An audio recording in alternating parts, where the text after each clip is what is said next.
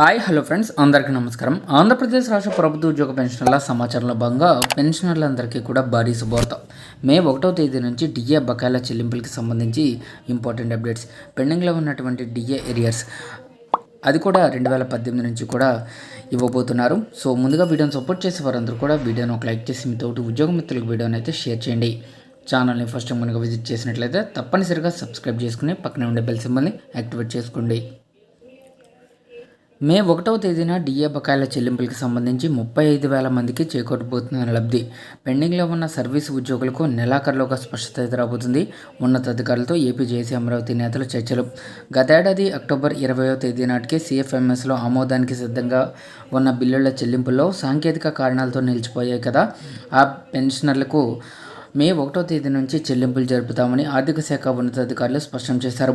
పెండింగ్లో ఉన్న సర్వీసు ఉద్యోగుల చెల్లింపులపై నెలాఖరులోగా స్పష్టత ప్రకటిస్తామని హామీ ఇచ్చారు. ఈ విషయమై ఏపీ జేఏసీ అమరావతి ఈ నెల 20న ఆర్థిక మంత్రి పయ్యావుల కేశవ్ దృష్టికి తీసుకెళ్లగా ఆర్థిక శాఖకు తగిన ఆదేశాలు జారీ చేశారని JAC Amaravati chairman Bopparaju Venkateswarlu, secretary general Palsireddy Damodar Rao తెలిపారు. ఇక CFMSలో కానీ అనేక మంది ఉద్యోగులు పెన్షన్లకు సంబంధించిన బిల్లులు ఏ కారణాల చేత ఆర్థిక శాఖ వెనక్కి పంపిందో ఆ కారణాలను స్పష్టంగా లిఖితపూర్వకంగా ఏపీ జేఏసీ అమరావతి పక్షాన ఆర్థిక శాఖ అధికారులు కోరామన్నారు.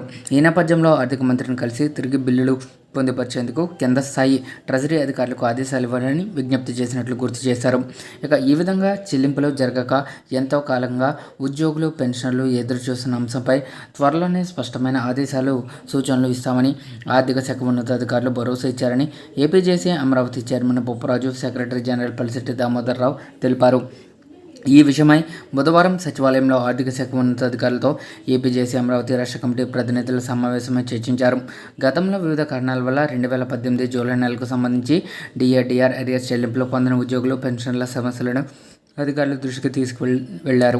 దీనిపై ఆర్థిక శాఖ కార్యదర్శి అల్లాడి గౌతమ్ స్పందిస్తూ సర్వీసులో ఉన్న ఉద్యోగులకు ఇప్పటి వరకు చెల్లింపులు కానీ 2018 డిఏ ఏరియర్స్ బిల్లులపై ఈ నెలాఖరులోగా స్పష్టమైన ఆదేశాలు జారీ చేస్తామని, రిటైర్డ్ ఉద్యోగుల విషయంలో 2018 డిఆర్ ఏరియర్స్ వివిధ కారణాల వల్ల అందిన వారికి సుమారు 35,000 మంది పెన్షనర్లు ఉన్నారని, అట్టి వారందరికీ కూడా మే 1వ తేదీన అకౌంట్లోనే నేరుగా చెల్లింపులు చేస్తామని హామీ ఇచ్చారు.